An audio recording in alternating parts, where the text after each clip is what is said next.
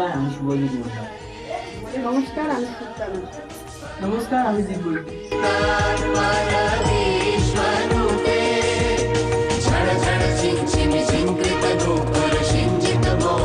লাইফে প্রথমবার আকাশ ও সঞ্জীবের অনুপ্রেরণায় আমার মহালয়াতে আসা, নিজেকে দেবীরূপে দেখা সত্যি আজকে আমার সাজানো স্বপ্নেরই মতো।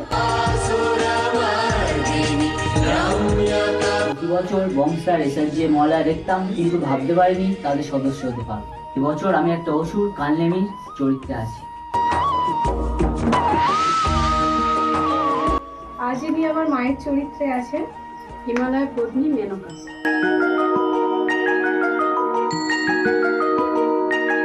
আজ আমি চন্দ্রশেখর চরিত্রে আছি, যা শিবের আরেক রূপ।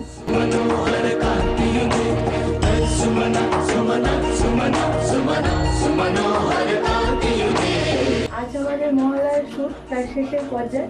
আমাদের মহালয়াটি দেখতে গেলে চোখ রাখতে হবে শুধুমাত্র মহালয়ার ভোরে। বংস্টার এসআরজি।